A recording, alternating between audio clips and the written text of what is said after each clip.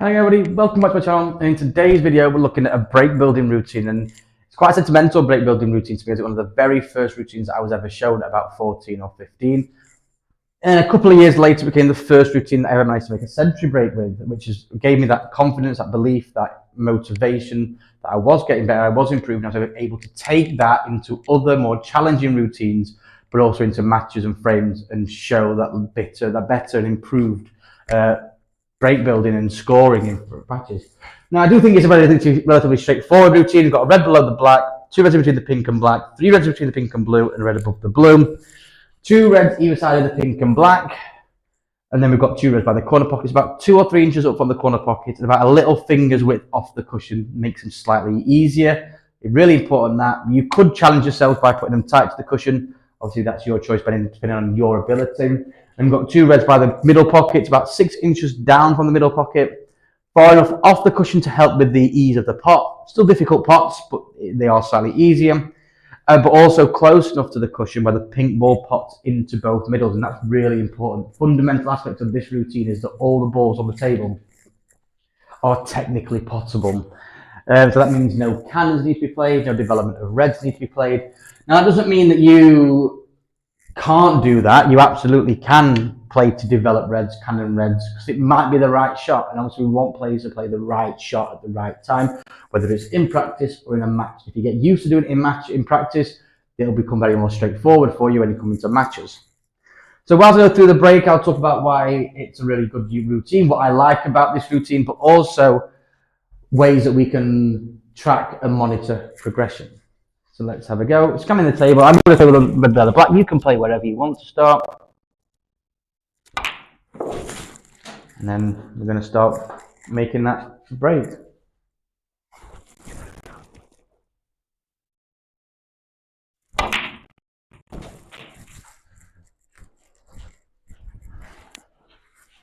So play for two, got red into the corner, red here. Try and get one of the difficult reds out of the way first.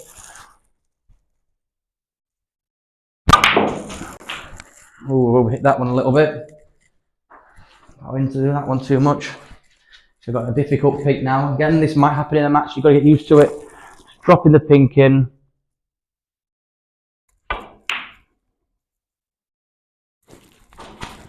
Trying and hoping that I stay on a red. Want a couple of reds. That's fine.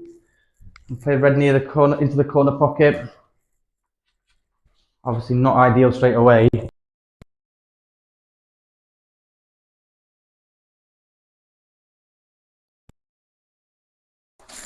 Again, not ideal, but should be relatively straightforward. Red's pot into the corner pocket.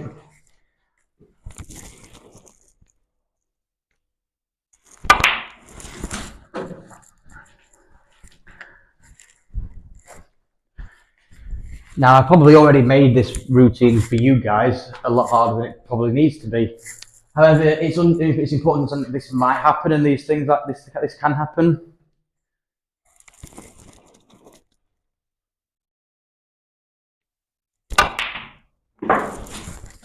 So now I'm back in control, back in where I want to be.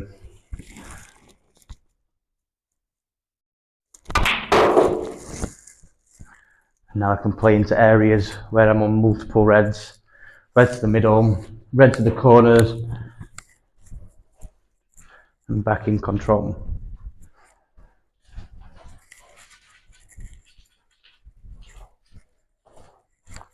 Way up, which is the right ball to go for.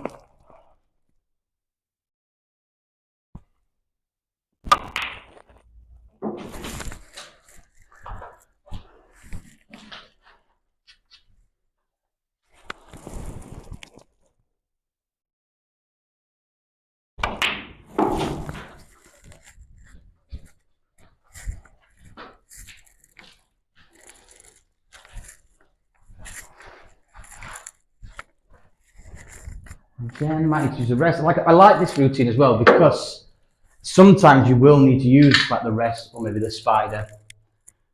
And I think having routines that we can practice using the equipment is really beneficial to our overall game.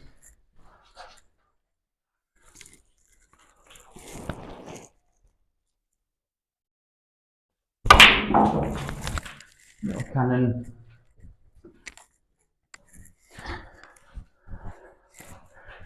Now, when I was sort of playing at my best,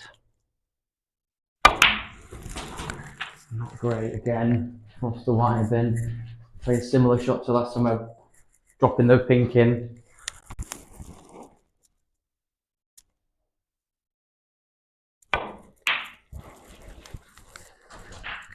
When I was sort of playing at my best, my aim would always be clear the table.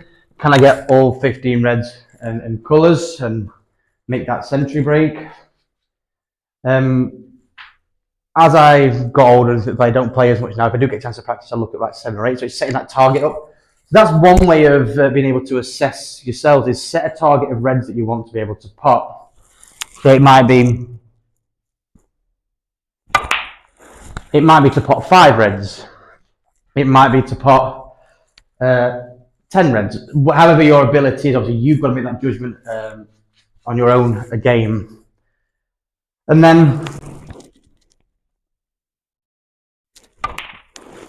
once you've achieved that target, then increasing it, but don't increase it stupid amounts. If you said you set a target of 5 reds, then say 7 reds is your next target.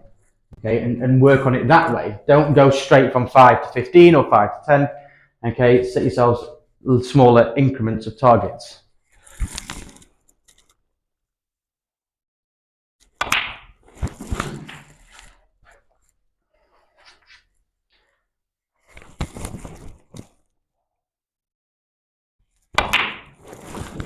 That's one way of monitoring tracking progression, is setting a target of red. The other way is to just count the break. Look at set targets of what break you want to make. And that might be, can you make a 40 break, a 50 break? When I first started out, that was my target, is what breaks I could make. Could I make a 50 break? Could I make a 60 break? Obviously, all then working the way up to making a 100 break.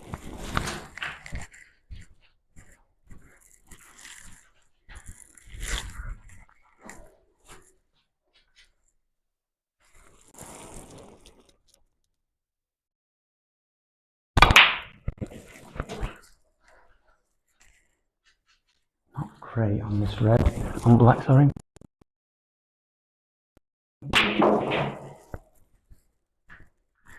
Managed to play a little cannon again. Like I said, don't need to, but can do.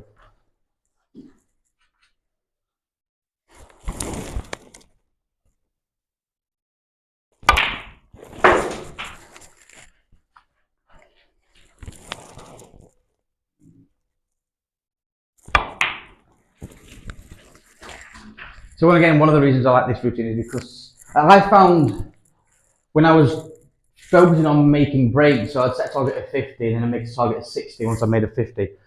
The only issue I found with that is that my concentration would go. I was focusing too much on what I was scoring rather than the actual pot itself. So that's why I switched to try to get a number of reds, because then I could count that at the end of when I've missed or something like that.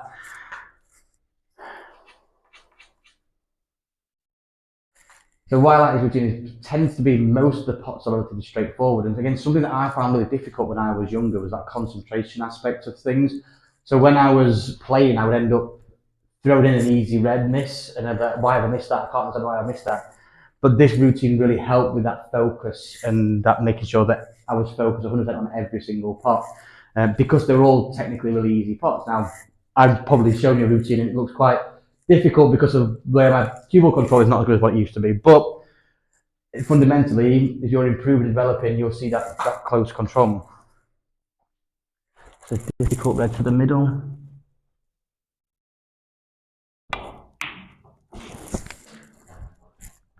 Managed to pot it. Got a little bit of an angle.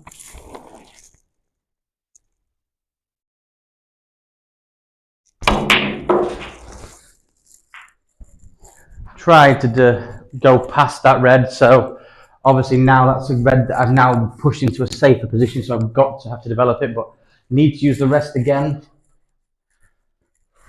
I've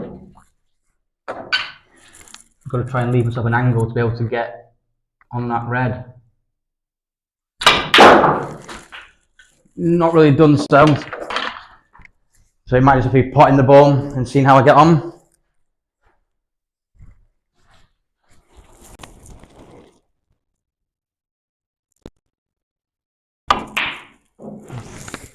So I missed that, unfortunately. I was planning on taking the red down the cushion. So you can always have a look at that and see if I would have managed to get it. But obviously knowing for a fact that it was going to be a difficult pot. Yeah, difficult pot. But hopefully you see the idea of the routine. It's all about making, you can check whether you want to do it break building, checking the scores that you're making, or whether you want to look at how many reds you're able to clean off the table. So at the end of the day, we're looking at taking all 15 reds off the table in one routine. Have a go at it, leave comments, things like that. Thank you for watching, guys, and goodbye.